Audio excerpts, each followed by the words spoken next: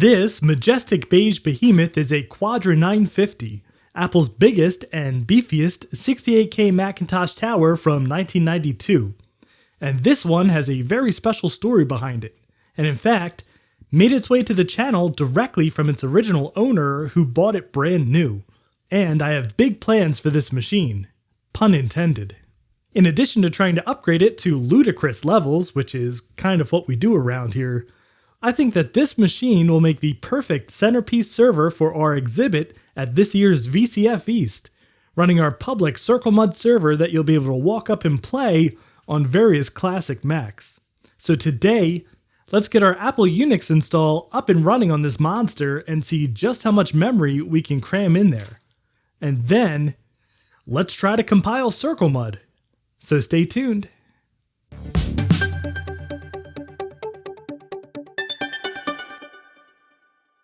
And if you enjoy seeing beige behemoths begrudgingly brought into the modern age, I hope you'll consider subscribing to the channel. I have many more projects just like this in the pipeline, which are definitely worth sticking around for. Released in May of 1992, the Quadra 950 was a spec-bumped version of 1991's short-lived Quadra 900, keeping the same absolutely massive and nearly 40-pound tower case and cranking up the ridiculously high specs even further. It upped the 68040 from 25 MHz to 33, standard RAM was doubled to 8 MB with an option for 16, and the hard drive now had options up to a massive 1 GB. You even had the option of a 2x CD-ROM drive, pretty fancy for 92. And when I say this thing is huge, I'm not being hyperbolic. I mean, just look at it next to the Quadra 700, which was its contemporary in the Quadra line. It's almost comically humongous. But it was big for a reason. Unlike the Quadra 700, the 950 was not intended as a single workstation or personal computer. Instead, this was meant as a business server, sitting on the floor or tucked away in the closet and noisily chugging away, keeping your office full of other Macs happy and productive. And it had several special qualities to help it achieve that goal. For one, it has this built-in key mechanism, which I always thought was so cool. It has 3 positions, off, on, and secure, which are intended to limit access to various parts of the system when required. You just turn the key to where you want and then remove it. And now you can't change the machine settings again without the key. The off position is, as you would think, it completely cuts off the power and prevents you from turning on the system. The on position allows it to function like a normal computer. Push the power button and the thing turns on and you can use it like normal. Most interesting though is the secure position. In this position, the machine really acts as a server. The mouse and keyboard and disk drive are disabled and power is continuously applied, which means that as soon as there's power to the machine will get power and turn on.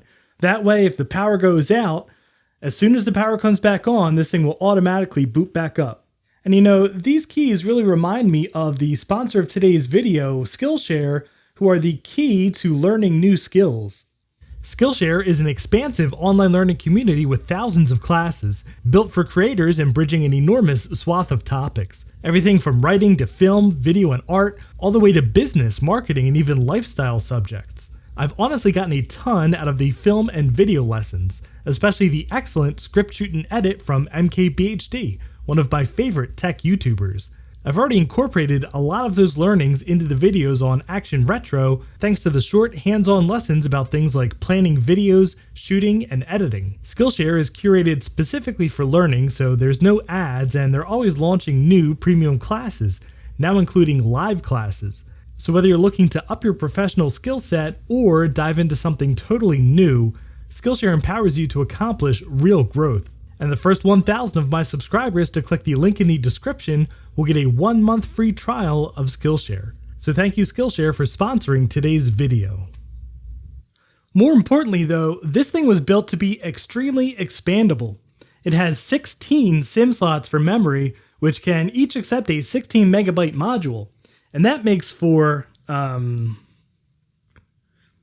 256 megs of RAM, which is an absolutely absurd amount for 1992. For context, the first Intel MacBook from 2006 came with just 512 megs. And if you wanted to upgrade to 256 megs of RAM back then, well, Gary Bartholomew wrote about his experience buying 256 megs in 1995 for his Photoshop work, and that cost him $6,544. That's pretty darn close to the price of this entire computer, which ranged from $8,500 to $9,600 if you bought it new back in 1992. And speaking of buying this computer new, there's a very special reason this Quadra 950 is here today. It comes to us by way of longtime friend of the channel, Bill Cal White, and it belonged to Bill's good friend Tom, who sadly passed away recently. Tom was as big of a retro computing enthusiast as any of us could be, and he had an extensive collection of vintage Apple, Macs, and Amigas, and a smattering of other machines. But when Tom bought this Quadra, it wasn't vintage at all. In fact, he was the original owner. After serving in the military, Tom had a long and successful career in IT, and this Quadra was there for much of it. According to Bill, Tom even lugged this behemoth around to LAN parties. When Tom passed, Bill was entrusted to preserve his collection, and I'm so honored that Bill entrusted a few of those machines to this channel, including this Quadra and a few others, so that I can share them all with you. So the Quadra 950 was one of the few Macs released with a version tailored to Apple's Unix, AUX, marketed as the Apple Workgroup Server 95. The only real difference was the addition of a special PDS card, which had some features specifically for being a business server. So I think that this machine will be incredibly cool to run AUX on for our CircleMud server, which we're going to run at VCF East this year. One of the VCF themes is text adventures, and CircleMud was one of the most popular MUDs, online multiplayer text adventures that were huge in the 80s and 90s, and were a huge part of my childhood in particular. They're basically the precursor to and inspiration for games like EverQuest and World of Warcraft. In fact, when EverQuest first came out, people accused it of being a graphical front end to a running CircleMud or DQMud server underneath. Now, when I first got this Quadra, it did boot up, but I think the hard drive's on the way out because it's making some funky noises and I just get a flashing question mark folder now. So I think we should just dig in and start the upgrades and then boot it up for the first time, hopefully using AUX. And I won't do a full tour of all the cool ports and features on this machine, but I will link below to a video that has an excellent overview and also helped me figure out how to take this thing apart, which, as it turns out, is really simple and convenient, as is the case for many Apple machines from the early 90s. Once you carefully flip this monstrosity onto its side, there's two tabs here and here, which simply push in and the cover lifts off. If only every computer was that simple. So once we're inside the machine, we have the world's most luxuriously spacious layout, and it's also kind of interesting because this huge metal beast in the middle, that's the power supply. And then above the power supply are the caddies for your disk drives and your optical drives, and then below is where your cards go, which of course this takes new bus cards. And the power supply is about the beefiest 90s power supply you'll ever see. And it even has multiple power connectors, only one of which is currently in use. And then our 16 SIM slots right up here at the top in two big banks. So let's take this hard drive out. Okay, so I think this was an aftermarket hard drive actually, because this is I believe it's a mini Centronics SCSI connector, and it has this adapter here to turn it into a regular SCSI cable. And further bolstering the aftermarketness of this, there are a mismatching set of screws, so 3 of this screw and then 1 of this screw. So I think this hard drive, this Seagate Cheetah, was added after the fact. So we'll just take the drive out of here. Yeah, and I don't actually see anything on here that tells me how big this drive is. So as far as memory goes, I dug out as many 16 megabyte sims as I could find, and of course these fancy purple ones are from our friend Silicon Insider, who reverse engineered and made these beautiful things himself. And once again, I'll link below to his incredible art on Instagram and Twitter because, yeah, he is a man of many trades. Now, I could actually get the full 256 megs of RAM if I took the memory out of my cursed Mac, but it's very hard to get in there, and I'd have to take the whole thing literally entirely apart, and, well, I just don't feel like doing that right now. So let's get as much RAM as we can in there. So we have all of these 16 meg sims, and then we'll use some of the sims that are already in the machine and see how much we wind up with. All right, so first I'm just going to take out this funky adapter since we're not going to need that for the SCSI to SD. And technically we don't need this extra power cable either, but I'm just going to leave that in there anyway so I don't lose it. So for now, I'm just going to leave this connected like so, and this gets all the power it needs straight from the SCSI bus itself, so we don't actually need to give it any additional power. Just need to make sure it's not shorting out on anything. And now let's take care of this memory. We get the floppy connector out of the way. And then I love seeing nice metal RAM clips, so we don't have to worry about snapping any plastic.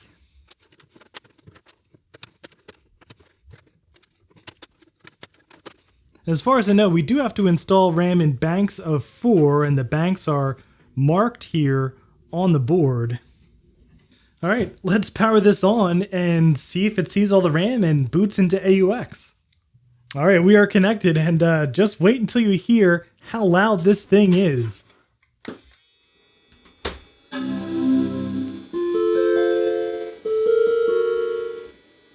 And we got a not very happy sound. Okay, after spending quite a while swapping around memory modules into different sockets via a masterstroke of trial and error, we finally have it booting, and it's booted off the SD card. We're booted into AUX 3.0, and oh man, is this thing loud. Just take a listen. Yeah, we're definitely gonna have to do something about this fan noise because that is unacceptable.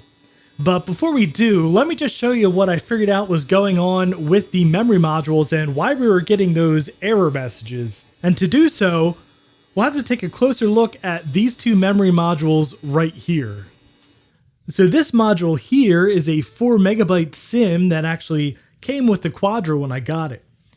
This purple one though, this is a VRAM sim from Silicon Insider, and it's on the same purple PCB as the 16 megabyte memory modules that we put into the Quadra.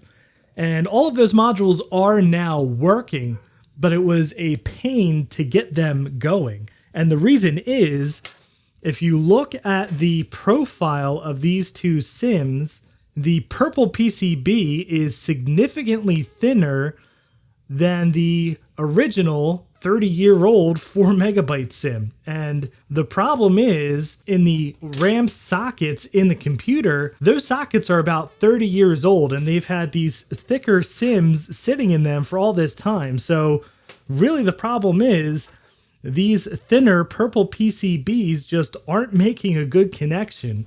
And by swapping the sims around, kind of trial and error in different sockets, I was finally able to find sockets that they would fit somewhat securely in, and then the machine will boot. Okay, so let's see if we can deal with this noisy fan situation. I have two choices here, this Noctua and this Noctua. Both of these are 12 volt fans, and they both should work, but I think this one gives a much better airflow. So I think I'm going to hack this one in there, and hopefully that'll keep it still cool enough, but much quieter. So to remove this fan, we just have to take out these 4 mounting screws, but unfortunately, that means we have to take this whole huge hulking power supply out of here.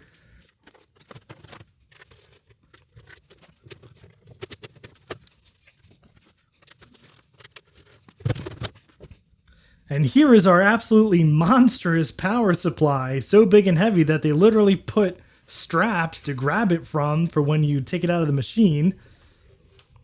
But all we need to do is take this fan off, which is just 4 screws right at the front. Okay, so I have skillfully spliced the connector onto the Noctua fan. So now we just have to make sure that the arrow is pointing this way to blow into the fan. And it should just be a straight fit.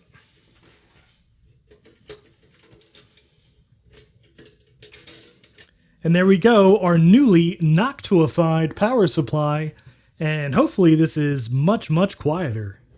Okay, well, I am an idiot and I made a rather grievous mistake. I put these original screws back in to hold the fan, but the new fan is much thinner than the old fan, so these screws actually went deeper into the power supply and evidently shorted something out, because when I plugged this machine in, it tripped my circuit breaker without even having it in the on position. So I took these screws out. I found these other screws, which happen to be just a little bit shorter, and I screwed the fan back in. So let's try to plug this machine back in and see if it trips my breaker and see if I've ruined the power supply. Alright, it's alive, it shined, but there's still a horrible whining noise coming from inside the machine. I don't know if that's the fan or is that something else. Okay, so I figured out the source of that high-pitched whine. It was actually coming out of the floppy drive, so I've disconnected that, and now this thing is dead silent. This Noctua fan doesn't make any noise at all, so I think I'm just going to leave the floppy drive disconnected for now. I'll figure that out later, but we don't actually need a floppy drive. I have a floppy EMU, and we have the CD-ROM drive, and we have zip drives and stuff. So I'll leave that disconnected. We're booted up now just fine in AUX. Okay, so I have the computer buttoned back up, and now it's time to get the mud files on here and see if we can set this up as a real server. Unfortunately, to do so, we're going to need a modern machine, and my favorite bridge medium, zip disks, and our trusty googly-eyed zip drive. And it will become apparent in a moment why we need a bridge machine, but it's the perfect excuse to break out our G4 upgraded PowerBook Pismo, which has an internal zip drive in one of our drive bays. So the issue is, for the server, I want to use TBA Mud, which is the modern continuation of the original CircleMud codebase with some bug fixes and improvements and some extra stuff added in. And the only way to download the files is through Google Drive, which our Quadra is never going to be able to connect to. Even if it's perfectly 100% configured to go online, it just can't handle the HTTPS with that ancient 68040 processor. So I'm going to download several versions and stick them onto our zip disk and get them onto the Quadra that way. And 2 fun Quadra updates. One, the screen has decided to stop displaying one of the colors, so that leaves us with this actually kind of pleasing minty green appearance that you might have noticed. And 2, I actually wound up digging up 4 additional 16 megabyte memory modules, bringing us up to 256 megs of RAM, or as the Quadra reports, built-in memory, 262,144K. Although I think System 701 is limited to 49,152K for whatever reason. But it still sees the full amount, and that is darn cool. And I've also configured this for the internet, so we should be able to reach out and connect to any website. Yeah, that is one of the most important things for a server to do. Connect to the network, and we've done it. But to further test, let's try connecting to the Quadra from my MacBook Pro. So we'll just try a quick telnet session to 10.0078, which is the local address here on my home network of the Quadra. And we're connected.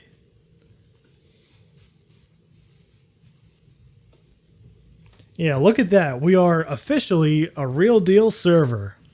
Okay, so I've copied over all of the MUD files, and I think the first thing we'll do is try to configure the latest available version of TBA MUD. So first thing we need to do is run the configure script, which should detect GCC and all of our AUX Unix features, what we have and what we don't have, so that the compiler knows what it can use. And CircleMUD and TBA MUD are actually pretty well thought out to be cross-platform, in that the configure script can generally figure out what's going on a particular version of Unix or Linux or anything else, and you don't have to do hardly any manual work to get it running. So as long as it gets through configure okay, then I think we're good. All right, the configuration script has completed successfully, and it has generated for us a makefile, which is kind of like a custom recipe for installing and building the server on this specific install of AUX. So all we should have to do is go into the source directory and type make. And then if any warnings or errors come up, then we'll just have to tweak it. And already I see there's some weird stuff happening. So these warnings and stuff that come up, each one I'll just have to stop the compile and go in and try to see if I can figure out what's going on. So let's try taking out this compiler flag here, which it doesn't seem to like on AUX.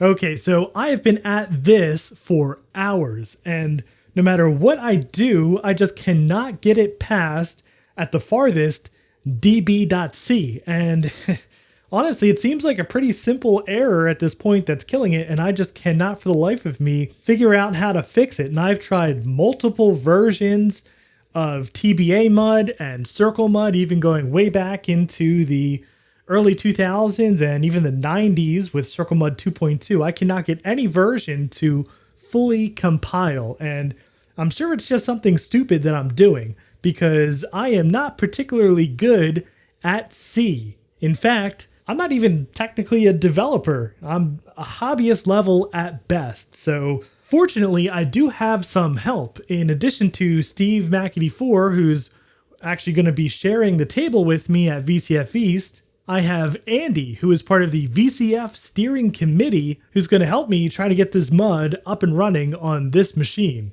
Yes, that's right, I have friends in high places. But if you want to help out and you're good with C, especially GCC 2.7.2 from 1995, drop me a note in the comments below, because I can certainly use your help. I really want to get this thing going because it's going to be a lot of fun at VCF. But that'll do it for this video. I think we have made a heck of a lot of progress. Again, I'm not sure why the screen has decided to go minty green on us, although again, I kind of like it. We now have a truly maxed out Quadra 950 with 256 megs of RAM, which is absolutely bonkers. It also has a SCSI to SD running AUX 3.1 super fast on solid state, and it's connected to the internet. That is really incredible. And this machine is kind of a grail machine that I've always wanted, and I'm so honored to have been entrusted in its care, and I'm so happy to be able to share it with all of you.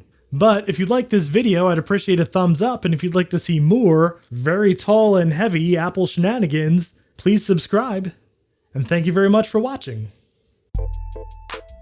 And a special thanks to Tom, Stig124, Justin, Greg from Rutk Mods, and Chris, who are my highest tiered patrons, and all of my Patreon supporters for helping to make these shenanigans possible.